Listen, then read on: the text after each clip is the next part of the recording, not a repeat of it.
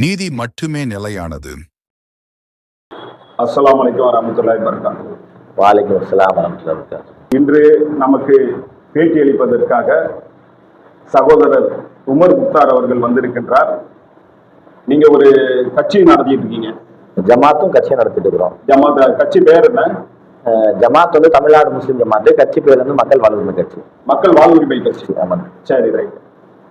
இப்போ வந்து மக்களுக்குன்னு சொல்லி பல்வேறு பிரச்சனைகள் இருக்கு, இஸ்லாமிய மக்களுக்குன்னு பொதுவா. அதுவும் குறிப்பாக உருது மக்கள், உருது மொழி பேசக்கூடிய இஸ்லாமிய மக்கள் இருக்காங்கல்ல, அப்ப அவங்களுக்குன்ட்டு இப்போ ஸ்பெசிபிக்கா அவங்களுக்குன்னு சொல்லி சில பிரச்சனைகள் இருக்கிறதாக தகவல்கள் வருது. அந்த சில பேருடைய அந்த குமுறல்கள், கொந்தளிப்புகள்லாம் முகநூல்ல பதிவாக வருது.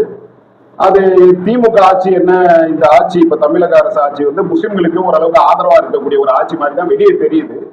அப்போ இவங்க வந்து உங்களுக்கு வந்து ஏதாவது ஒரு வகையில தவறா நடந்துக்கிறாங்களா, இல்ல சரியான அந்த உரிமைகளை வழங்கலையா, இல்ல நீங்க நினைக்கிற மாதிரி இந்த ஆட்சி இல்லையா, அல்லது இந்த உருது மொழிக்காக இவங்க வந்து அது செய்ய வேண்டிய சேவைகள் இருக்கும்ல, அந்த பள்ளிகளை அதிகப்படுத்துறது, அதுக்கு டீச்சர்களை போடுறது, ஆசிரியர்களை போடுறது, அந்த பள்ளிகள் நிறைய பள்ளிகள் மூடிக்கிட்டு வரதாக கூட இருக்கு. அப்போ அந்த மாதிரி ஒரு சூழல் நிலவும் பொழுது இந்த காலகட்டத்தில் இவங்க சரியான செயல்பாடுகள் எப்படி இருக்கு, அதை உங்ககிட்ட கேட்டு தெரிஞ்சுக்கலான்னு தான் நம்ம வந்து உங்களை வரவழைச்சிருந்தோம். அது சம்பந்தமா சொல்லுங்க. பொதுவா வந்து நம்ம ஆட்சியாளர்களை வந்து ஒரு குறை சொல்வதற்கு முன்னாடி வந்து சமுதாய அமைப்புகள், அரசியல் கட்சிகளை பற்றி தான் நம்ம வந்து விமர்சனம் முன்வைக்க வேண்டிய இருக்கு. சரி, என்ன அப்படின்னு சொன்னா, உருது மக்கள் பெரும்பாலும் வாழக்கூடிய பகுதி அப்படின்னு எடுத்துக்கிட்டா தமிழ்நாட்டுல வட மாவட்டங்கள்ல வந்து பெரும்பாலான பகுதிகளில் உருது பேசக்கூடிய மக்கள் வாழ்ந்துட்டு இருக்காங்க. இந்த உருது வந்ததுக்கான வரலாறு எல்லாம் எல்லாருக்கும் தெரியும். வடார்காடு நவாபுகள் வந்து ஆட்சி இருந்த போது அவர்கள் ஆட்சி மொழியாக உருது வைத்தனால எங்க இருக்கக்கூடிய முஸ்லிம்கள் எல்லாமே வந்து உருது பேசக்கூடியவர்களாக வந்து மாறினாங்க. சிலர் இருந்தாங்க, உருது பேசக்கூடியவங்களாகவும் இருந்தாங்க. இந்த அடிப்படையில் தான் இந்த உருது என்பது தமிழ்நாட்டுக்கு. அது இல்லாம நம்ம இவரு திப்பு சுல்தான் இருக்கார்ல, அவர் அந்த வேலூர் கோட்டையை கைப்பற்றும் பொழுது அவங்களுடைய அந்த படை வீரர்கள்லாம் இங்க இருந்தாங்க, பரவலா வாழ்ந்தாங்க. அவங்களுடைய சந்ததியினர்கள் தான் இவங்க. அந்த திப்பு சுல்தான் அவர்களுடைய படை வீரர்கள் இருப்பாங்கல்ல, அவர் கைப்பற்றும் பொழுது அந்த ஏரியாவை தான் அவர் கைப்பற்றினாரு. அவங்க சிறையிலையும் அடைச்சிருந்தாங்க. அதனால அந்த வேலூர் பகுதியில அது ஒரு அடர்த்தியா வளர்ந்துச்சுன்னு சொல்லுவாங்க. அது எப்படி சரிதானே? அது வரலாற்று ரீதியா பார்த்தோம்னா, அம்மையார் வேலு நாச்சியார் அவர்கள் வந்து இந்த சிவகங்கை இழந்த போது அவங்களுக்கு வந்து சிவகங்கை மீட்பதற்காக அப்போ அவங்க எடுத்துக்கிட்ட காலம் அவகாசம் ஒரு 10 ஆண்டுக்குள்ள வந்து அவங்க வந்து அதுக்கான கால அவகாசம் எடுத்துக்கிட்டு அவங்க என்ன பண்றாங்க, அந்த சிவகங்கையை மீட்பதற்காக அவங்க ஹைதர் அலியை நாடுறாங்க. மைசூர்ல இருக்கக்கூடிய ஆட்சியாளர் இருந்தக்கூடிய உதவியை நாடுறாங்க. அவர் ஒரு 5000 படை வீரர்களை கொடுத்து உதவி செய்யறாரு. அவர் வந்து ஹைதர் அலி வந்து திப்பு சுல்தான் ஹைதர் அலி வந்து தாய்மொழி வந்து உருது மொழியை கொண்டவங்க. இந்த அம்மையார் என்ன பண்றாங்கன்னா உருது மொழியை கற்றுக்கிட்டு அவங்க போய் உதவியை நாடுறாங்க. அந்த அடிப்படையில அந்த படை வீரர்கள் வந்ததும் அதுக்கப்புறம் திப்பு சுல்தான் படையெடுத்து வந்து அதுக்கப்புறம் திண்டுக்கல் மலைக்கோட்டையில இன்னைக்கு அவர் கட்டின ஒரு கோட்டை ஒண்ணு இருக்கு. அது பிற்பாடு நீங்க சொன்ன மாதிரி வேலூர் கோட்டையில திப்பு சுல்தானுடைய வாரிசுகள், அவருடைய குடும்பத்தார்கள் எல்லாம் வந்து சிறைப்பிடிக்கப்பட்டு அந்த கோட்டையில வைக்கும் போது, அப்போ இந்தியாவில முதல் சிப்பாய் புரட்சி வந்து அவங்களுடைய வாரிசுகளால் நடத்தப்படுது. 1806 ஜூலை 10 அன்னைக்கு நடக்குது. இந்த உருதுன்றது 800-900 வருடத்துக்கு முன்னாடி வந்த ஒரு மொழி. கிட்டத்தட்ட அந்த உருது வந்து வட மாவட்டங்கள் மூலமாக அப்படியே வந்து வணிக ரீதியாக தென் மாவட்டங்கள் வந்திருக்கு. வணிக ரீதியாக தென் மாவட்டங்கள் வந்தது. அப்போ முகலாய பேரரசுகள், அதுக்கு முன்னாடி இருந்த பேரரசுகள் ஆட்சியாளர் வந்து உருது பேசக்கூடியவர்களா இருந்தனால அந்த ஆட்சி மொழியாக இருந்தது காரணமா உருது வந்தது. சரிங்களா? இப்படிதான் உருது மொழி இந்தியாவில வந்து இன்னும் சொல்ல வந்த வழியும் ஒண்ணு. என்ன சொல்ல போனா, சுப்ரீம் கோர்ட் இந்தியாவுடைய தலைமை உச்ச நீதிமன்றம் என்ன சொல்லியிருக்கு சொன்னா, உருது வந்து இந்தியாவில உருவாக்கப்பட்ட மொழி, ஆமா இந்தியாவில தோன்றிய மொழி அப்படின்னு சொல்லி இந்தியாவுக்கு சொந்தமான மொழி உருது அப்படின்றது அவங்க தலைமை நீதிபதியே சொல்லியிருக்காங்க. அதாவது இப்படி எடுத்துக்கலாமா, இப்போ படையெடுத்து வந்த மன்னர்களின் மொழி எல்லாம் வேறு வேறாக இருந்தது. ஆமா, பாரசீக மொழியும் உள்ளக வந்துச்சு. ஆமா ஆமா, அதாவது இவங்க எல்லாம் வந்து முகலாய மன்னர்கள்லாம் ஈரானுக்கு போயிட்டு அப்படி இப்படி சுத்தி தான் இங்க வந்தாங்க. கசகஸ்தான்ல இருந்து பாபர் வந்திருக்காரு. பாபருடைய பள்ளிவாசல கசகஸ்தான்ல இருக்கு. அப்ப அவங்க மொழி வேற. அப்ப இந்தியாவுக்கு ஏத்த மாதிரி, இந்த மக்களுக்கு ஏத்த மாதிரி ஒரு மொழியை நம்ம உருவாக்குவோம். அப்படின்ட்டு இவங்களுக்கு எளிமைப்படுத்தி அதை கொண்டு போய் சேர்ப்போம் அப்படின்னு உருவாக்கி இருக்காங்களா உருத? இல்ல, உருது மொழி முதல்ல வந்து ஒரு போர் மொழி. அது போர் மொழியா இருந்துச்சு. போர் மொழி. Right right. அதாவது எதிரிகளுக்கு வந்து நம்ம என்ன திட்டமிடுறோம், என்ன பேசணும்ன்றது தெரியக்கூடாதுன்னு இருக்காங்க. ஒரு போர் மொழியா உருவாக்கப்பட்ட மொழி தான் வந்து உருது. அதுக்கப்புறம் தான் அதுக்கு வந்து இலக்கணம் உருவாக்குனாங்க. இதெல்லாம் வந்து அதுக்கு பிறகு ஒரு ரகசிய மொழி மாதிரி அது வச்சு வேத மொழியாக எப்படி சன்ஸ்கிரிட் இருக்கோ அந்த மாதிரி இங்க வந்து போர் மொழியாக இருந்துச்சு. ஆமா ஆமா, அது வந்து வேத மொழியே கிடையாது. உருது பொறுத்தவரைக்கும் வேத மொழி கிடையாது. சன்ஸ்கிரிட் அது ஒரு போர் மொழியா இருந்தது. போர்க்காலத்துல ரகசியங்கள் பேசுவதற்காக திட்டமிடுவதற்காக பேசப்பட்ட ஒரு மொழி. அது பிற்காலத்துல அதுக்கு இலக்கணம் உருவாகுது. அதுல இருந்து கவிதைகள் வந்து வருது. நிறைய விஷயங்கள் டெவலப்மெண்ட் ஆகுது அந்த மொழியில. இப்ப நீங்க சொன்ன மாதிரி அரபி மொழி, துருக்கி மொழி, பாரசீக மொழியில இருந்து மூன்றும் சேர்ந்த கலவைதான் உருது. ஆமா, இந்தியாவில் தோன்றிய மொழி. தேவைக்கு அடிப்படையில் முன்பு தோன்றுச்சு. இது பாத்தீங்கன்னா 1190கள் 1100 இருக்கு இல்லையா, அதுல ஆரம்பிக்கப்பட்டதுதான். இந்த 90கள்ல அது போர் வந்து இங்க முகமது கஜினி, கோரி படையெடுப்புகள் அப்படின்ற ஒரு வயது வந்து அது இது பண்ணலாம். சரிங்களா? அப்படி பட்சத்துல இப்ப இந்த உருது மொழி இங்க தமிழ்நாட்டுல இருக்கு. இந்த உருது மொழி வந்து தமிழ்நாட்டுல ஆட்சி மொழியாவும் இருந்திருக்கு. வடார்காடு மாவட்டங்கள்ல ஆட்சி மொழியாக நவாபுகள் போது அது ஆட்சி மொழியா இருக்கு. தமிழ் பேசக்கூடிய முஸ்லிம்களும் அது ஆட்சி மொழியை வந்து கத்துக்கிட்டாங்க. இப்ப நீங்க வேலூர் மாவட்டத்துல எடுத்துக்கிட்டீங்கன்னா, வேலூர், அப்புறம் அந்த பேரணாம்பேட்டு பகுதி, இது போன்ற ஆம்பூர் பகுதிகள் எல்லாம் பாத்தீங்கன்னு சொன்னீங்கன்னா அங்கேயே தமிழ் முஸ்லிம்கள் இருக்காங்க. அது ஆட்சி மொழியா இருந்ததுக்கு பல்வேறு சான்றுகள் இப்ப இருக்கு. சொன்னீங்கன்னா அந்த கோர்ட்டுல உள்ள மொழிகள் இருக்குல்ல, அவங்களுடைய உபயோகப்படுத்த கூட அலுவலக மொழிகள்ல முக்காவாசி உருது தான் இருக்கும். ஆமா, அரபி மொழியா. இப்ப உதாரணத்துக்கு பந்துனா, இப்ப கடை அடைப்பு இருக்குல்ல, பந்து தானே இன்னைக்கு பந்து எந்த வார்த்தை? அது உருது வார்த்தை தான். தாக்கல் சொல்லுவாங்க, மனு தாக்கல் பண்றோம், அந்த தாக்கல்ன்றது என்ன, அது உருது வார்த்தை தான். அந்த மாதிரி நிறைய நீதிபதிக்கு வேற ஒரு வார்த்தைகள் சொல்லுவாங்க, அது வக்கீல்னு சொல்றோம், வக்கீலும் உருது வார்த்தை தான். இந்த மாதிரி நிறைய வார்த்தைகள் அது உள்ளக்க இருக்கு. வக்கீல் வந்து அரபி வார்த்தை, உருதுல அது சேர்த்து. அப்படின் போது இந்த பகுதிகளில் அங்க இருக்கிற தமிழ் முஸ்லிம்கள் இன்னைக்கு வாழ்ந்துட்டு தான் இருக்காங்க. பறக்கையார் வாழ்றாங்க, ஆலியார் வாழ்றாங்க. அது போக கரூர் மாவட்டத்தில் வந்து குடியேறினவங்க, அதாவது 1900 வந்து ஆரம்பத்துல வந்தவங்க, 19ஆம் நூற்றாண்டு ஆரம்பத்துல வந்தவங்க எல்லாம் இன்னைக்கு வந்து பேரணாம்பேட்டில் இருக்காங்க. நீங்க பேரணாம்பேட்டில் பாத்தீங்கன்னா பாதிக்கு பாதி இருப்பாங்க, உருது முஸ்லிம்களும் தமிழ் முஸ்லிம்களும் பாதிக்கு பாதியா இருப்பாங்க. அப்படி இருக்க பட்சத்துல இங்க வந்து அங்க பேசுற மக்கள் நீங்க பாத்தீங்கன்னு சொன்னா நம்ம பேசுற அத்தனை பேரும் உருவாதான் தெரிவாங்க. ஆமா ஆமா, பாக்குறதுக்கு உருவாதான் தெரிவாங்க. ஆனா பாத்தீங்கன்னா தமிழ் முஸ்லிமா இருப்பாங்க. நான் கேட்பேன், எப்படிங்க நீங்க தமிழ் முஸ்லிமா இருந்துகிட்டு உங்களுக்கு தமிழே சரியா வரலையே, உருது அழகா வருது அப்படின்னு கேட்கும்போது, ஆதியில அவங்க தமிழர்கள் தான். ஆமா, தமிழர்கள் தான். அவங்க வாழக்கூடிய உருது முஸ்லிம்கள் ஆரம்ப பூர்வீகத்தில் தமிழர்கள் தான். ஆமா, பூர்வீகத்தில் தமிழர்கள் இருந்தாங்க. சில பேர் வந்தவங்களும் இருக்காங்க. வந்து இருந்தவங்களா ஆரம்பத்துல எல்லாரும் வந்து வெவ்வேறு மொழியை பேசக்கூடியவர்களா தான் இருந்தாங்க. உருதுடைய பான் வந்து 900 தானே உங்களுக்கு அப்படின்னு எடுத்துக்கிட்டா அதுக்கப்புறம் என்ன மொழி பேசியிருப்பாங்க அப்படின்னு சொல்லிட்டு நிறைய திருமணங்கள் இருக்கு இல்லையா. இந்த திருமணங்கள் முறையில உருது வந்து இதா எடுத்து சரிங்களா. அப்படின்னு பார்த்தா உருது பேசக்கூடிய மக்களும் தமிழர்கள் தான் என்னை பொறுத்த வரைக்கும். அப்படியே அந்த அடிப்படையில் நான் சொல்லுவேன். அவ தமிழர்கள்ன்றது என்ன அடிப்படையில் சொன்னா மொழி அடிப்படையில் தமிழர்கள் அப்படின்னு சொல்லுவேன். சீமான் சொல்றதை நீங்க முற்றிலும் மறுக்கிறீங்க. ஆமா, அது உருது வேற தமிழுக்கு அவங்க சம்மந்தம் இல்லைன்ற மாதிரி எல்லாம் ஒரு இடையில பேசி இருக்காரு. அதை நீங்க வந்து மறுக்கிறீங்க. ஆமா, மறுக்கிறோம். என்னன்னா தமிழர்கள் தான் உருது மொழியை தெரிஞ்சு அவங்க கிட்ட அந்த மொழி வந்திருக்கு சம்பந்தங்கள் மூலமாக. உருதுக்கார் வந்து தமிழ் பண்ண முடிச்சிருப்பாங்க, உருது பெண்ணு வந்து தமிழரை முடிச்சிருப்பாங்க, அவங்க மதம் மாறி இருப்பாங்க. இப்படிதான் உருது இங்க உள்ள வந்திருக்கு. இது ஒரு புது கருத்தா இருக்கு. நானே எப்படி நினைச்சுக்கிட்டு இருந்தேன்னா, இவங்க வடநாட்டுல இருந்து வந்தவங்க வந்து இங்க வந்து இதா இருக்கு அப்படின்னு நம்ம நினைச்சல. மைசூர்ல, பெங்களூர்ல இருந்து வந்தவங்க எல்லாம் இருக்கிறாங்க. போர்க்க வந்தவங்க எல்லாம் இருக்காங்க. அதுக்கப்புறம் பாத்தீங்கன்னா வணிக ரீதியா வந்தவங்க இருக்காங்க.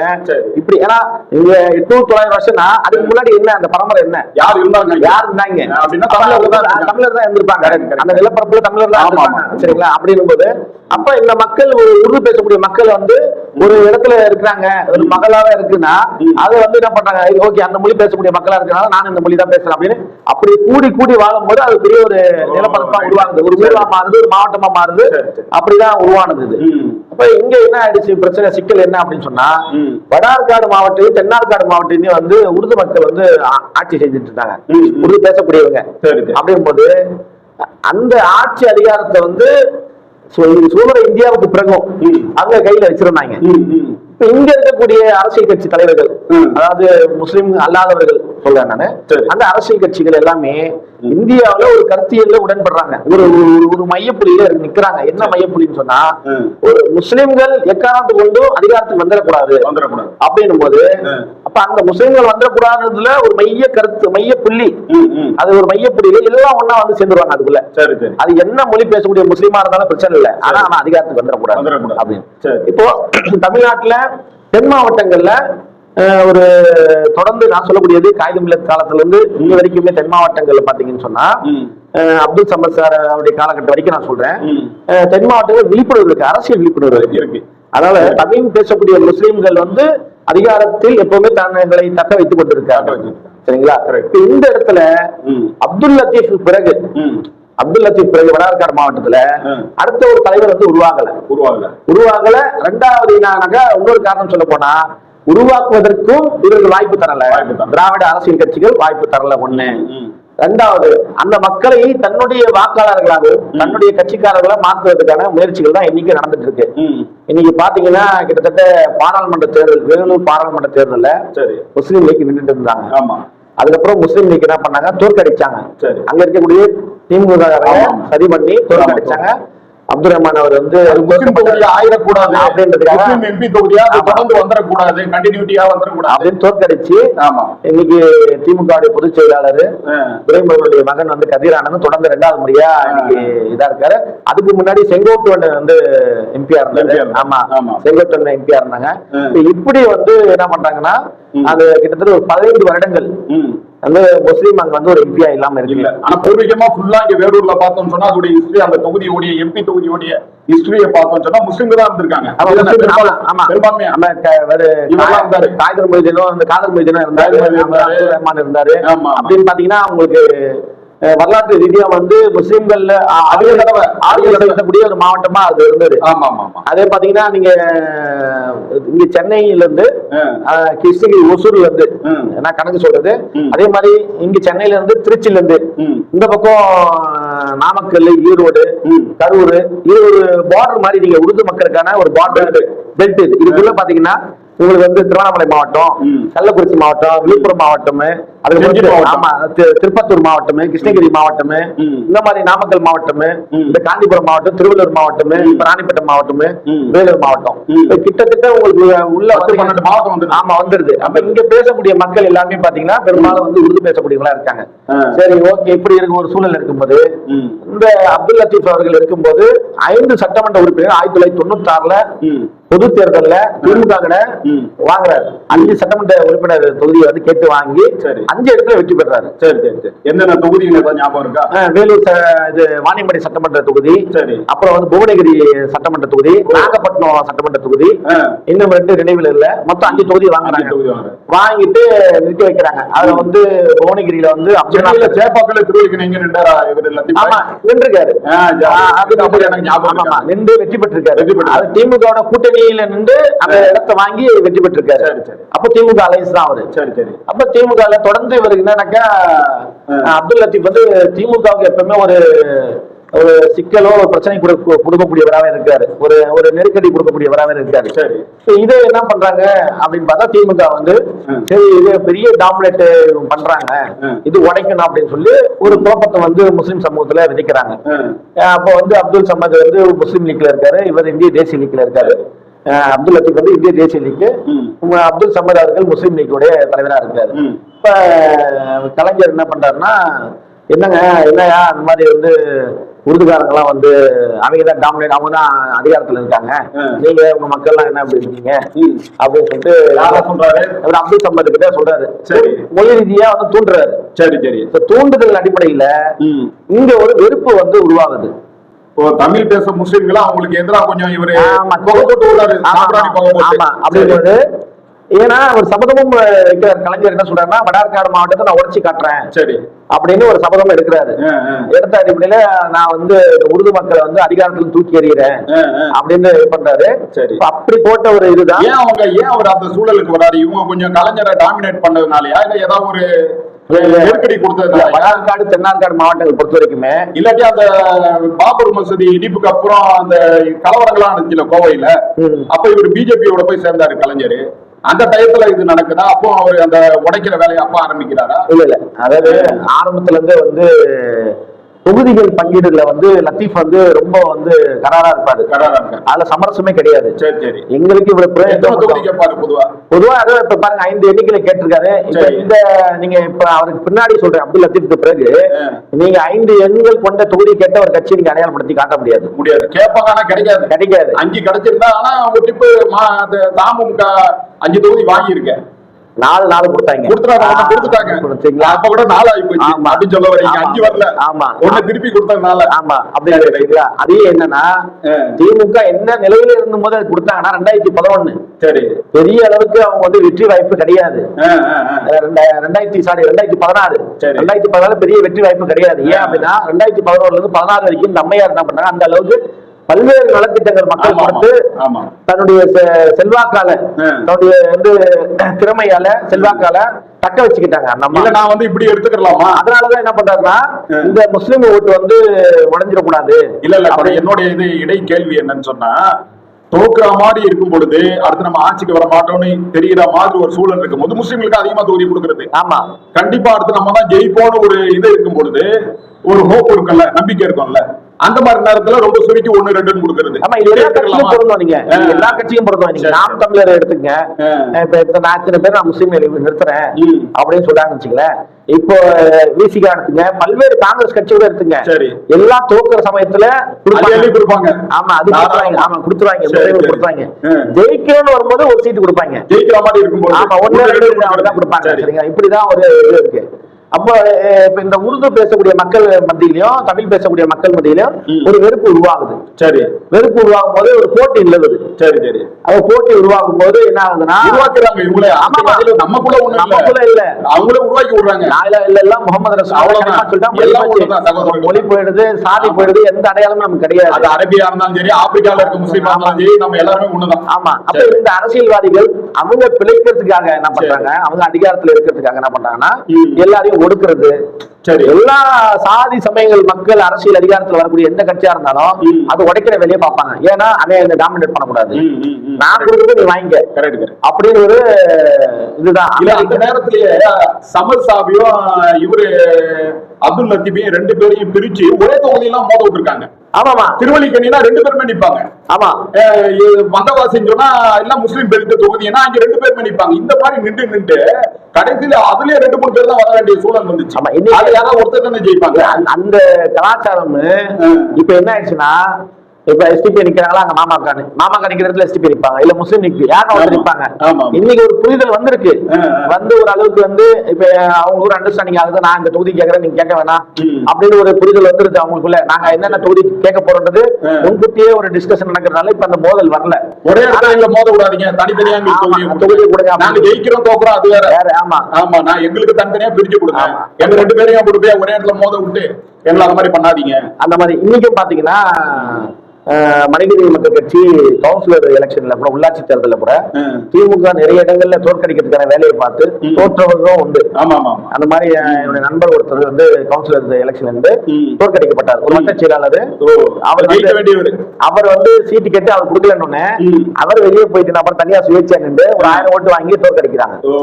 அப்போ இங்க என்ன அப்படின்னு சொன்னா, மெய்யாலுமே சொன்னோம்னா முஸ்லிம்கள் அதிகாரத்துக்கு வரக்கூடாது சரி அப்படின்னு ஒரு நிலைப்பாடு கீழ்மட்ட வரைக்கும் இருக்கு. அவங்க ஓட்டு வங்கியாவே இருக்கணும், நமக்கு ஓட்டு போட்டுக்கிட்டே இருக்காங்க. இப்ப அவன் வட்ட செயலாளருக்கு வந்து அவர் தமிழ் முஸ்லீம் உருது முஸ்லீம் கான்செப்ட் கிடையாது. அவர் முஸ்லீம், அவர் வரக்கூடாதுதான் அவங்க இதா இருக்காங்க. சரிங்களா? அப்படிங்கும்போது இந்த புரிதல் சமூகத்துல இருக்கணும்ன்றதுதான் என்னுடைய ஒரு வேண்டுகோள்.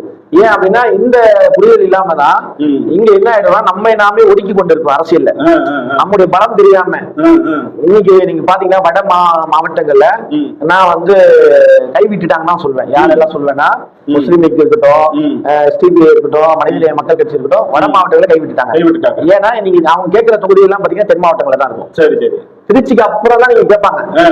ஒன்னே இப்போ அந்த ஆம்பூர் ஆம்பூர் வந்து ஒண்ணு இப்ப கேட்டு இருந்தாங்க. நசீர் நின்றாரு மனிதநேய மக்கள் கட்சியில இல்ல தோற்கடிச்சிட்டாங்க. அஸ்லம் பாட்சா ஜெயிச்சாரு.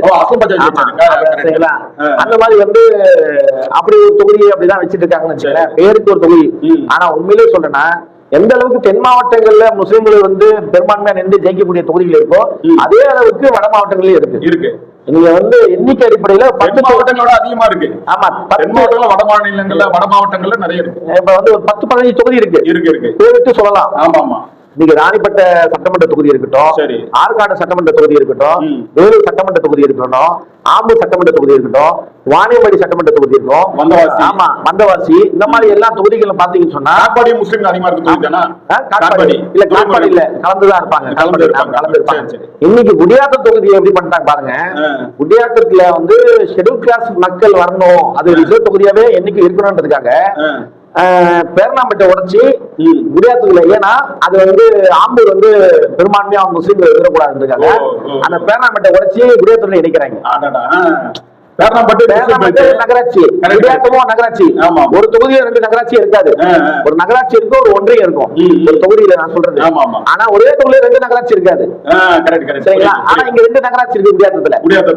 சரிங்களா? இப்ப என்ன அப்படின்னா பேரணாம்பேட்டை தனி ஒரு தொகுதியா அறிவிக்கலாம். அந்த அளவுக்கு வாக்கு வங்கி அங்க இருக்கு.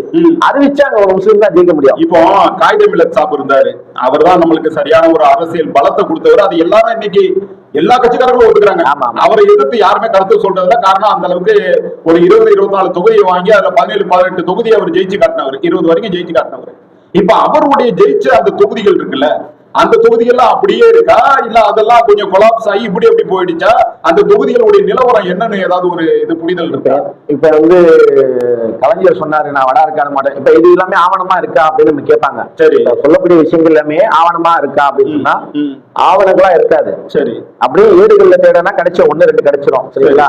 அப்படி பட்சத்துல இந்த மாவட்டங்களை உடைக்கக்கூடிய வேலையை வந்து 2 திராவிட கட்சிகளும் பார்த்தாங்க. சரி, அதிமுகவும் செஞ்சாங்க, திமுகவும் செஞ்சாங்க. நீங்க வேலூரை வந்து உடைச்சாங்க, வேலூரை உடைச்சி திருப்பத்தூர் ஒண்ணு உருவாக்கிட்டாங்க. சரிங்களா? வேலூர் ஆமா மாவட்டத்தை உடைச்சி அது ஒண்ணு உருவாக்கின உடைச்சாங்க. திருவண்ணாமலையை உடைச்சாங்க, விழுப்புரத்துல உடைச்சாங்க, காஞ்சிபுரத்தை எல்லாமே உடைச்சாங்க. மாவட்டங்கள்லாம் உடைச்சாங்கன்னு சொன்னா அது தொகுதியும் உடையுதா? தொகுதியும் உடையுது. தொகுதியும் உடையுது. இப்ப நான் சொன்ன ஆம்பூர்ல இருந்த பேரணாம்பேட்டை தூக்கி போயிட்டு குடியாத்தல சேர்க்கிறாங்க. அவசியம் என்ன இருக்கு? இப்ப பேரணாம்பேட்டை ஒரு தொகுதியா உருவாயிடும் கூடாது. சட்டமன்ற தொகுதியா உருவாக்குற எல்லா இதுவும் இருக்கு. ஓட்டுல பெருந்த ஒரு தொகுதியா உருவாயிருக்கூடாதுன்னா உடனே அது ரிசர்வேஷன் உள்ள தொகுதிக்கு மாத்திடுறாங்க. குடியாத்த இப்போ ரிசர்வேஷன் தொகுதி தொடர்ந்து ரிசர்வேஷன் தான் அது. அதாவது அரசியல் இதுல பாத்தீங்கன்னா அரசியலமைப்பு சட்டத்துல ஒரு 15 வருடத்துக்கு மட்டும்தான் ஒரு தொகுதி ரிசர்வேஷனா இருக்கணும். சரிங்களா? ஆனா இவங்க என்ன பண்றாங்கன்னா மறுசீரமைப்பு அப்படின்னு சொல்லி தொகுதி சீரமைப்பு அப்படின்னு சொல்லிட்டு ஒரு 2 வாரம் அப்படி தூக்கி போட்டு, ஒரு 2 வாரம் அப்படி தூக்கி போட்டு, சரிங்களா? உடனே அந்த தொகுதி பேரை மாத்திடுவாங்க. பேரை மாத்திட்டு அது ஒரு 15 வருஷம் ரிசர்வேஷன் கொடுப்பாங்க. இது தேர்தல் கமிஷன் செய்யற முஸ்லிம்கள் மேல ஒரு தாக்குதல். இது ஆமா தேர்தல் இவங்க தான் கொடுக்கறது எல்லாமே. அவன் வந்து அது அப்ரூவ் பண்ணுவான். அவ்வளவுதான், இதுதான் விஷயமே. கவுன்சிலர் வார்டு கூட இன்னைக்கு சென்னையில கவுன்சிலர் வார்டு கூட பாத்தீங்கன்னா முஸ்லிம்கள் பெரும்பான்மையா இருக்காங்களா, அது உடைக்கிற வேலை. இன்னைக்கு பாத்தீங்கன்னா திருவிக நகர் சட்டமன்ற தொகுதியில இல்லாட்டி பெண் வேட்பாளர்களா அறிவிச்சிருவாங்க. அது பெரிய பிரச்சனையா இருக்குங்க. எப்படின்னா எங்க ஊர்ல கூட ஃபுல்லா முஸ்லிம்களா இருக்கிறோம், அங்க கூட என்ன செஞ்சாங்க, ஒரு பெண் வேட்பாளரை பெண் தொகுதியா. நான் என்ன சொல்றேன், ஷெட்யூல் கிளாஸ்க்கு அதிகாரம் கொடுக்க கூட நம்ம சொல்லல. நான் என்ன சொல்றேன்னா யாரை அவர்கள் ஒடுக்குகிறார்கள், அவர்களை யார் ஒடுக்குகிறார்கள்னா அவர்களை மேல இருக்க சாதிகாரங்க, இடைநிலை சாதி, அதுக்கு மேல அப்பர் காஸ்ட். சரிங்களா? இப்போ ஷெட்யூல் கிளாஸ் இருக்கக்கூடிய பகுதிகளிலே இடைநிலை சாதிக்காரங்க இருக்காங்க. சரி, அவங்க என்ன பண்றாங்கன்னா அவங்க தனியா வாங்கிக்கிறாங்க. சரி, அவங்க தனியா தனியா இருக்கு அவங்களுக்கு. இல்ல அதாவது ஓபிசி நான் சொல்றது இடைநிலை சாதிக்காரங்க. அவங்க எப்பவுமே என்ன பண்ணுவாங்கன்னா ஷெட்யூல் கிளாஸ்க்குள்ளே வர மாட்டாங்க. அவங்க அதிகாரத்துல வந்து எம்எல்ஏ கவுன்சிலர் நாங்க கீழே இருக்கணுமா அப்படின்றது உடன்பாடு கிடையாது. சரி சரி. அதனால என்ன பண்ணுவாங்கன்னா இந்த சுமையை தூக்கி முஸ்லீம் மேல போட்டுவாங்க. ஏன்னா ஒரு ஷெட்யூல் கிளாஸ் தலித் அவங்களுக்கு வந்து ஓட்டு போடக்கூடியவங்க இடைநிலை சாதியே கிடையாது. அவங்க ஓட்டு போடணும்னு சொன்னா முஸ்லீம் போடுவான், முஸ்லீம் தவிர்த்து கிறிஸ்துவர்கள் போடுவாங்க. சரிங்களா? இப்ப அதுலயே சாதி இருக்கு, ஆனா முஸ்லிம்கள் போட்டுருவாங்க. ஏன்னா முஸ்லிம்கள் பொறுத்த வரைக்கும் அவர் ஒரு தமிழர், இந்து, அவ்வளவுதான். அந்த அடிப்படையில பார்ப்பாங்க. அவர் என்ன சாதி எல்லாம் பார்க்க மாட்டாங்க. சரிங்களா? அந்த இடத்துல ஒரு நாடார் இருந்தாலும் சரி, இல்ல முதலியார் இருந்தாலும் சரி, ஒரு வன்னியர் இருந்தாலும் சரி, ஒரு முக்குளத்தூர் சமூகத்தை சார்ந்தவரா தேவரா இருந்தாலும் சரி, இல்ல செட்டியாரா இருந்தாலும் சரி, எந்த ஒரு சாதியை சார்ந்தவர்களா இருந்தாலும் நம்ம ஓட்டு போட்டுருவோம். நம்ம சாதியை பாக்குறதே கிடையாது. ஆனா இந்த மக்கள் வேறு சாதி சார்ந்த மக்கள் வாழக்கூடிய பகுதிகளில் ஓட்டு வாங்கினா கிடையாது. அதனால பாத்தீங்கன்னா இன்னைக்கு குடியாத்த சட்டமன்ற தொகுதி எடுத்துங்க, அங்க வந்து ஒரு தலித் சட்டமன்ற உறுப்பினரா ஆகணும் அப்படி ஆக்கிடுவாங்க. ஆனா சேர்மன் பாத்தீங்கன்னா அதர் கேஸ்ட் இருப்பாங்க, ஓபிசி, அதாவது முதலியார் ஊராட்சியில. ஆமா, அவங்க வந்துருவாங்க. அது ரிசர்வேஷன் கிடையாது, தொகுதி மட்டும் தான் ரிசர்வேஷன் பண்ணுவாங்க. ஏன்னா ஒரு எம்எல்ஏ கீழே அவங்க இருக்க விரும்ப மாட்டாங்க. சேர்மன் தனியா ஒரு ரைட்ஸ் எடுத்துப்பாங்க, அவங்க டாமினேட் செலுத்துவாங்க. அப்ப எம்எல்ஏக்கு என்ன பண்ணா டம்மியா வச்சுருவாங்க. இது இருக்கு, எல்லா இடத்துலயும் இருக்கு. ஆமா, சாதி பாகுபாடு இருக்கு. இப்ப இது யாரு மேல போடுறாங்க, அந்த சுமையை யார் மேல வைக்கிறாங்கன்னா முஸ்லீம் மேல வச்சிடறாங்க. இது முஸ்லீம்கள் வந்து இந்த எதிர்த்து நம்ம நின்று சட்டை போராட்டம் நடத்தணும்னா தலித் மக்களுக்கு எதிராக முஸ்லீம் நிக்கிறான் அப்படின்னு இந்த பிஜேபி காரன் இருக்காங்க, அவன் திருப்பி விட்டுருவான். ஏன்னா அவன் கீழே இறங்கி இப்ப என்ன சொல்றதுன்னா அப்பர் காஸ்ட் கீழே இறங்கி சண்டை போடுறதே கிடையாது. நம்ம கூட எப்பவுமே சண்டை போடுறதுக்கு யார் அனுப்புவானா, தலித் தான் அனுப்புவான். அவங்களுக்கு புரியுறது இல்ல. நம்ம உரிமை பதிக்கப்படும் போது எப்படி அவங்க உரிமை பதிக்கப்படும் போது அவங்க கொந்தளிக்கிறாங்க, அவங்க வந்து அதிகாரத்துக்கு வர்றதுக்கு அவங்க எவ்வளவு முயற்சி எடுக்கிறாங்களோ அதே முயற்சி எங்க சைடுல நம்ம தப்புல இருந்து இருக்கு. ஆனா புரிந்து கொள்வதில் சிக்கல் இருக்கு. இப்போ நம்ம இந்த உருது மொழி வளர்ச்சிக்கு வருவோம். நம்ம பேச வந்த முக்கிய டாபிக்கே தான். இப்போ அந்த மொழி சம்பந்தப்பட்ட ஸ்கூல்கள் வந்து பள்ளிக்கூடங்கள் நானே கண்ணில் பாக்குறேன். இது வந்து யாரும் எனக்கு சொல்லணும்னா அவசியம். திருவள்ளிக்கேணிலே பாத்தீங்கன்னா நிறைய ஸ்கூல்கள் வந்து குத்துயிரும் கொலையுமா இருக்கு. இன்னும் ஒரு வருஷம் 2 வருஷம் மூடிடுவாங்க. சில ஸ்கூல் மூடிட்டாங்க. அந்த ஸ்கூல்லாம் எப்படி பாத்தீங்கன்னா கண்டுகொள்ளப்படாம விடப்பட்டிருக்கு. அதுல மாணவர்கள் சேர்க்கையும் குறைஞ்சிட்டே வருது. ஒரு லிமிட்டுக்கு மேல அதே காரணமாக்கி மூடக்கூடிய வாய்ப்புகள் இருக்குல்ல. ஒழுங்கான ஒரு ஆசிரியர் போடல, அதை வந்து முன்னுக்கு கொண்டு வரலன்னு சொன்னா சில உருது பேசக்கூடிய ஸ்கூல்ல வந்து தனியார் ஸ்கூலா இருந்தது. ஒரு டீச்சர் ட்ரைனிங் பள்ளின்னு சொல்லிட்டு தாயார் சாஹிப் சீட்ல அதை வந்து கவர்மெண்ட் என்ன பண்ணிடுச்சு, ஆக்குபேட் பண்ணி அவங்க கைக்கு போயிடுச்சு. இது அரசாங்கம் இதாக ஆயிடுச்சு. அதுல கொஞ்சம் இஸ்லாமிக் சிலபஸும் கொஞ்சம் இருந்துச்சு. அதனால நிறைய பேர் நம்ம இங்க மயிலாப்பூர்ல இருந்து அங்க அந்த ஸ்கூல்ல கொண்டு போய் சேர்ப்பாங்க. இங்க இருந்து அங்க நிறைய பேர் அந்த ஸ்கூல்ல தான் தன்னுடைய பொம்பளை பிள்ளைகளை படிக்க வைப்பாங்க. காரணம் பாதுகாப்பா இருக்கும், நமக்கு தேவையான கல்வி அங்கே கிடைக்கும். அந்த ஸ்கூல் சாதாரணமா இருந்தா கூட ஸ்கூல் கொஞ்சம் ஒழுக்கமா இருக்கு, நல்லா இருக்கு. அப்படி அந்த ஸ்கூல் இன்னைக்கு என்ன ஆயிடுச்சு, பல்வேறு பிரச்சனைகளால, பல்வேறு அரசியல், மொழி அரசியல், இதனால அந்த ஸ்கூல் வந்து கவர்மெண்டுடைய கஸ்டடிக்கு போயிடுச்சு. இந்த மாதிரி பல்வேறு வகையில அந்த உருது மொழி பேசக்கூடிய மக்களுக்கான அவங்க கல்வியை கத்துக்கிட்டு வரது, அந்த உருது மொழியை மறக்காம இருக்கணும்னு சொன்னா அந்த பசங்க அந்த சின்ன வயசுல இருந்தே வந்தா தானே. அந்த ரொம்ப பேருக்கு நீங்களே நல்லா கவனிச்சிருக்கலாம், உருது மொழி பேசுவாங்க, எழுதுவாங்களான்னு பார்த்தா எழுத தெரியாது. அப்படிதானே? உருது மொழி பேசுவாங்க, எழுத தெரியாது. எப்போ ஒருத்தர் வந்து எழுதுறாங்களோ அப்பதான் அந்த மொழி வாழும். கரெக்ட் தானே? அந்த மொழியை யாரு எழுதுறாங்களோ, படிக்கிறாங்களோ, பேசுறாங்களோ, இது மூணுமே இருக்கணும். ஒரு மொழி வளர்ச்சிக்கு எழுதணும், படிக்கணும், பேசணும். இங்க வெறும் பேச்சுதான் இருக்கே ஒழிய எழுதுறதும் இல்ல, படிக்கிறதும் இல்ல, பேசுறது மட்டும் இருக்கு. பேசுறது கூட எப்படி ஆகி போச்சுன்னு பாத்தீங்கன்னா அந்த லக்னோ உருது மாதிரி எல்லாம் கிடையாது. ஊபியில பேசுற லக்னோ உருது இருக்குல்ல, அதுதான் தெளிவான உருதுன்னு சொல்லுவாங்க. தமிழ் எப்படி பேசுறாங்களோ அந்த மாதிரி உருது. ஆமா, அதுலயே சில பேர் தமிழ்ல காத்து பேசுறாங்க. நானே பார்ப்பேன், உருதுகாரங்க பேசும்போது நானே பார்ப்பேன். இல்லப்பா அவன் அப்படின்னு சொல்லிட்டு அதை பாதியை சேர்ப்பாங்க. இல்லப்பா அவன் சொல்லிட்டு அதை பேசுவாங்க. திட்டுற பேச வந்தா தமிழ்லே திட்டிக்குவாங்க. உருதுல திட்டமா அவங்க தெரியாது, பெரும்பாலும் தமிழ்லே திட்டிக்கிட்டு அப்புறம் உருதை திட்டு விடுவாங்க. இப்படி கொஞ்சம் கலந்துக்கிறது அப்படி இப்படின்னு இருக்குன்னு வைங்களேன். அப்ப நம்ம சொல்றது என்னன்னா, இந்த உருது மொழியை சரியான முறையில ஃபியூச்சருக்கு வளர்த்து கொண்டு போகணும்னு சொன்னா அதுக்கு உருது மொழி சிலபஸ் உள்ள ஸ்கூலுக்கு ரொம்ப அவசியம். ஆனா அது ஒரு மோசமான நிலையில இருக்கு. இதுவே இந்த நிலையில இருக்கும் பொழுது ஒரு சிலர் வந்து செம்மொழி ஆக்கணும்னு சொல்றது ரொம்ப வேடிக்கையா இருக்கு. ஏன்னா அது சம்பந்தமா உங்களுக்கு நிறைய நீங்க ஒரு ஆய்வுகள் பண்ணிருக்கீங்க. அது சம்பந்தமா கேட்கிறேன், உங்களுக்கு செம்மொழி ஆக்குறது முக்கியமா அல்லது உருது மொழி பள்ளிக்கூடங்களுக்கு ஆசிரியர்கள் நிறைய போட்டு அதை வந்து மக்கள்கிட்ட வந்து அந்த கல்வியை கொண்டு போறது, உருது மொழி கல்வியை உருது மக்களுக்கு தான், வேற யாருக்கும் இல்லை, அவங்களுக்கு கொண்டு போறது சரியா? உருது பள்ளிகளால் நமக்கு கிடைக்கக்கூடிய பலன்கள் என்ன அப்படின்னு நம்ம அதை முதல்ல பார்ப்போம். இந்த உருது பள்ளிகள் அப்படின்னு சொன்னா இங்க வந்து அங்க வந்து ஒரு உருது மட்டும் தான் சொல்லி கொடுக்கப்படுதா அப்படின்னா கிடையாது. அங்க உருது, தமிழ் மீடியம் இருக்கும். சரி. சரிங்களா? ஒரு சப்ஜெக்ட் தமிழ் இருக்கும், அதுல ஒரு சப்ஜெக்ட் இங்கிலீஷ் இருக்கும், ஒரு சப்ஜெக்ட் வந்து உருது. அதுல வந்து உருது சம்பந்தமான புக்ஸ்ல வந்து அவங்களுக்கு அறிவியல், சமூக அறிவியல், கணக்கு இதெல்லாம் உருதுல தான் வரும். ஆனா அங்க தமிழ் இருக்கு. சரிங்களா? தமிழ் இருக்கு, ஆங்கிலம் இருக்கு. சரிங்களா? அப்படி பட்சத்துல இந்த இடத்துல இருந்து வந்து உருவாக்கக்கூடிய ஒரு மாணவன், இந்த இடத்துல உருவாக்கக்கூடிய மாணவன் ஒரு முஸ்லிமுடைய வாழ்வியல் கோட்பாடு அடிப்படையில அவன் உருவாயிடுவான். சரிங்களா? ரெண்டாவது, அங்க ஒரு ஒழுக்கங்கள், ரொம்ப ஒழுக்கங்கள் வந்து ரொம்ப இம்பார்ட்டன்டா சொல்லி கொடுப்பாங்க. அந்த இடத்துல ஒழுக்கங்கள் சொல்லி கொடுப்பாங்க. அப்ப அங்கிருந்து உருவாகிட்டு ஒரு மாணவன் வெளியே வரேன்னு சொன்னானா அவன் உண்மையில வந்து சமூகத்துக்கு தீங்கு விளைவிப்பவனா ஆக மாட்டான் ஒரு இடத்துல. ரெண்டாவது, ஏழை எளிய முஸ்லிம்கள் இருக்காங்க இல்லையா, அவங்க வந்து மார்க்க கல்வி பயில்வதற்கு இந்த உருது பள்ளிக்கூடங்கள் ரொம்ப உறுதுணையா இருக்கு. ஆமா, ரொம்ப சப்போர்ட்டான ஒரு இடத்துல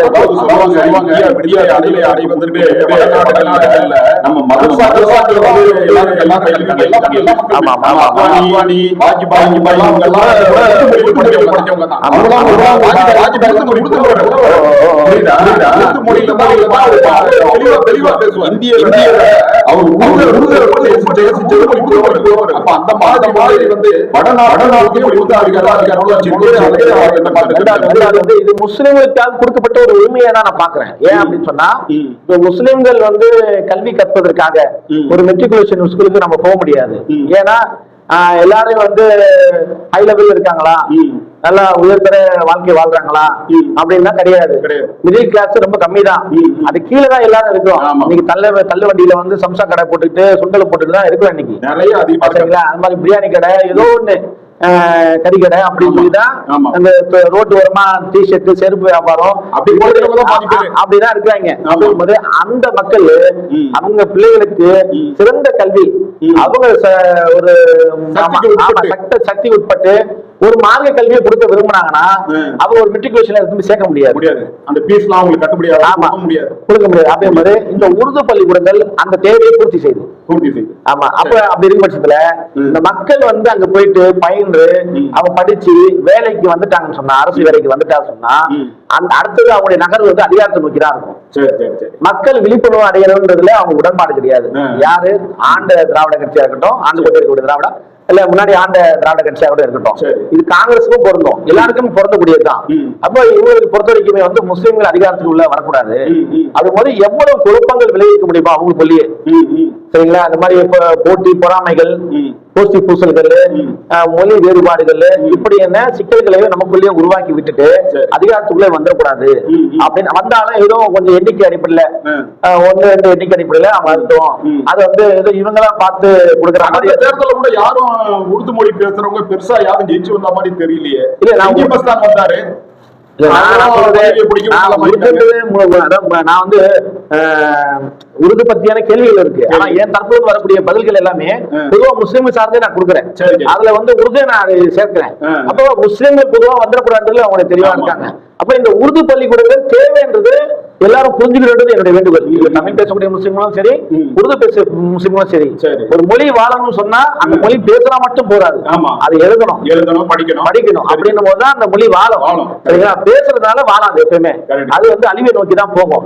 இன்னைக்கு உருது எப்படி அழிச்சிட்டு வராங்கன்னு சொன்னா, வட மாநிலங்கள்ல இன்னைக்கு 100-200 வருடங்களுக்கு முன்னாடி தோன்றி ஹிந்தி மொழியை அவங்க வந்து ஆட்சி மொழியா கொண்டுட்டு வரும்போது இந்த உருதுவை என்ன பண்றாங்கன்னா ஒழிச்சிட்டு வராங்க. இப்ப பாத்தீங்கன்னா நீங்க சொன்ன மாதிரி அத்வானி வாஜ்பாய் எல்லாம் வந்து உருது கத்துக்கிட்டவங்க படிச்சவங்க அப்படின் போது என்ன சொல்றாங்க, சில இனங்கள், அந்த சிந்தி இனங்களே, இன்னும் ஒரு சில இந்து மக்களே, அவங்க எல்லாம் உருது மொழியை தான் தாய்மொழியா கொண்டிருக்காங்க. அவங்களுடைய இன மொழியே வந்து உருதுவா தான் இருக்கு அப்படின்றதெல்லாம் நம்மளுக்கு தெரிய வருது. அந்த உருது மொழியை வந்து என்னன்றாங்க, அதை வந்து ஒழிச்சு கட்டினாதான் இங்க ஹிந்தி வாழ முடியும் அப்படின்றதால உருது வந்து ஒழிச்சு கட்டுற வேலையை பாக்குறாங்க. எல்லா வேலையும் பாக்குறாங்க. அப்படிங்கும்போது இங்க தமிழ்நாட்டுல 3வது கல்விக் கொள்கையா வந்து 3வது மொழியா வந்து ஹிந்தியை திணிக்கிறாங்க. சரி, ஆமா, ஹிந்தியை கொண்டு வராங்க. இங்கே தமிழ் முதல்ல, 2வது இடத்துல ஆங்கிலம் இருக்கு.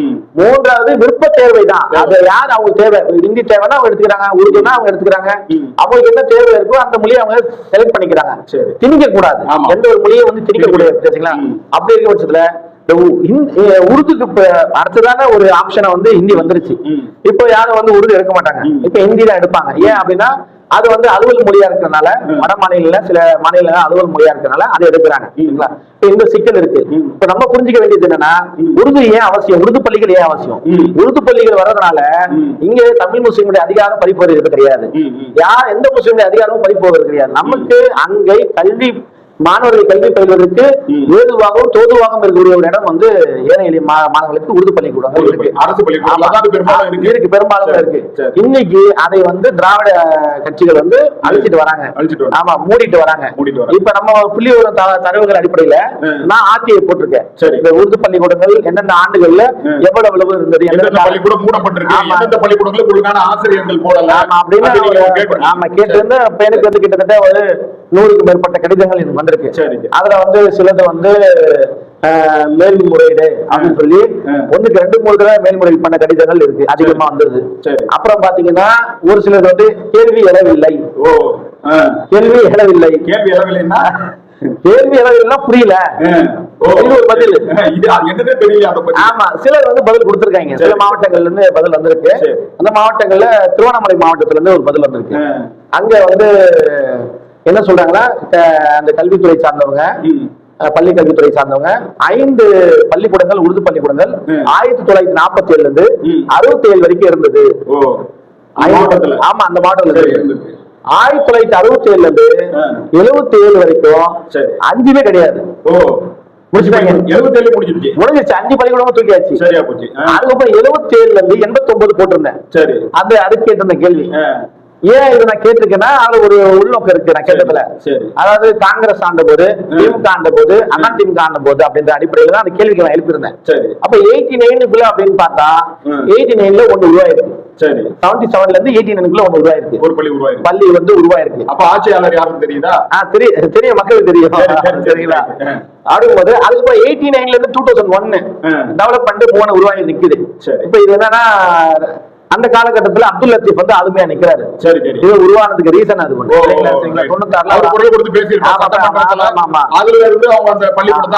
இந்த மாதிரி வந்து உருது பள்ளிக்கூடங்கள்லாம் எங்கெல்லாம் இருக்கு, எங்கெல்லாம் இல்ல அப்படின்னு சொல்லி பார்த்தா, இப்ப உருது பள்ளிக்கூடங்கள் மூடப்பட்டிருக்கு. இது யார் காலத்துல மூடப்பட்டிருக்கு அப்படின்னு சொன்னா, இது திமுக காலகட்டத்துல மூடப்பட்டிருக்கு.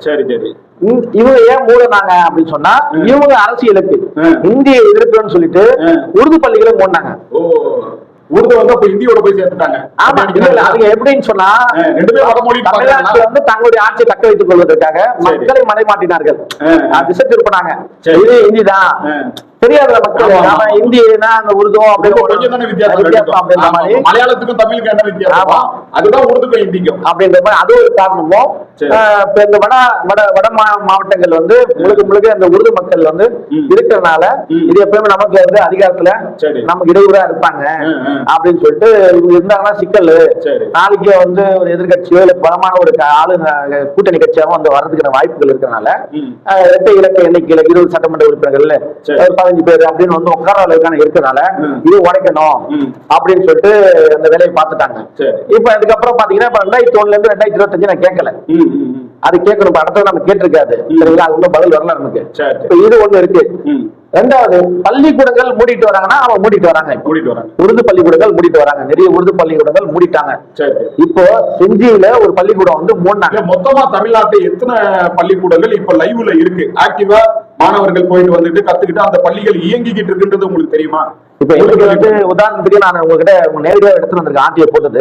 இது 2001 வரைக்கும் தகவல் கொடுக்கப்பட்டது. ஏன்னா மக்களுக்கு தெரியட்டுன்றதுக்காக தான் நான் வந்து இதை எடுத்து வந்திருக்கேன். இப்ப இதுல பட்டியலே இருக்கு பாருங்க. அதாவது 2001 முதல் 2010 ஆண்டு வரையிலான காலகட்டத்தில் தமிழ்நாட்டில் எத்தனை உருது பள்ளிகள் செயல்பட்டு வந்தது என்ற தகவலை மாவட்டங்கள் வாரியாக குறிப்பிட்ட தகவலாக அளிக்கிறோம். கள்ளக்குறிச்சியில 14 உருது பள்ளிகள் மூடப்பட்டிருக்கா? இல்ல இருக்கு, இப்ப இருக்கு. ஆமா இருக்கு மாவட்டம், சரிங்களா? கள்ளக்குறிச்சி மாவட்டம் 14 உருது வழி பள்ளிகள், 8 உருது பிரிவு பள்ளிகள். சேலம் மாவட்டத்துல 2 உருது வழி பள்ளிகள், 12 உருது பிரிவு பள்ளிகள். விழுப்புரம் மாவட்டம் 9 உருது வழி பள்ளிகள், 6 உருது பிரிவு பள்ளிகள். கடலூர் மாவட்டம் 2 உருது வழி பள்ளிகள், 13 உருது பிரிவு பள்ளிகள். கள்ளக்குறிச்சி மாவட்டம் 14 உருது வழி பள்ளிகள், 8 உருது பிரிவு பள்ளிகள். இது வந்து பாத்தீங்கன்னா கள்ளக்குறிச்சியில 2011ல இருந்து 2020க்கான கேட்டது. அதுல இருந்து இருக்கிற ரிப்போர்ட் இது கள்ளக்குறிச்சி சம்பந்தமான, சரிங்களா? இப்ப சேலம் மாவட்டம் எடுத்துக்கலாம். அதுல பாத்தீங்கன்னா 2 உருது வழி பள்ளிகளும் 12 உருது பிரிவு பள்ளிகள் இருக்காங்க. சரி, வந்து பிரிவு பள்ளிகள்லாம் என்ன அர்த்தம்? அதுக்கு பிரிவு பள்ளிகள் சொன்னா இது வந்து தமிழ் பள்ளிக்கூடமும் இருக்கும், அந்த உருதும் இருக்கும் அப்படிதான் பிரிவு பள்ளிகள். அப்போ 9 வந்து அதே மாதிரி விழுப்புரம் மாவட்டத்தில் 9 உருது பள்ளிகள் இருக்கு அப்படின்ற மாதிரியும், அப்புறம் பாத்தீங்கன்னா கடலூர் மாவட்டத்தில் இருக்கு. மறுபடியும் கள்ளக்குறிச்சியோட டேட்டா கொடுத்துருக்காங்க 21 இருந்து 25 வரைக்குமே 16 உருது பள்ளிகள், 8 உருது பிரிவு பள்ளிகள் சொல்லிட்டு சேலமும் கொடுத்திருக்காங்க, அதுக்கப்புறம் கடலூர் கொடுத்திருக்காங்க. இப்ப இதுல உங்களுக்கு தெரிஞ்சுங்களா, அதாவது நான் சொல்லக்கூடிய வட மாவட்டங்கள் கடலூர், விழுப்புரம், சேலம் கூட இருக்கு பாருங்க இதுல, கள்ளக்குறிச்சி, இது எல்லாமே பாத்தீங்கன்னா உங்களுக்கு வந்து. ரெண்டாவது, ஆசிரியர்களுக்கு என்ன ஊதியம் தராங்க அதையும் கேட்டிருக்கோம். ஏன் இது கேட்டிருக்கேன்னா, மற்ற அரசு பள்ளிகளுக்கும் இதுக்கு என்ன வேறுபாடு இருக்கு, இதுல ஏதாவது பாகுபாடு காட்டப்படுதா அப்படின்னு சொல்றதுக்காக நம்ம கேட்டிருக்கு. சரிங்களா, அந்த டீட்டெயிலும் நமக்கு கொடுத்திருக்காங்க. சரிங்களா, நீதி மட்டுமே நிலையானது.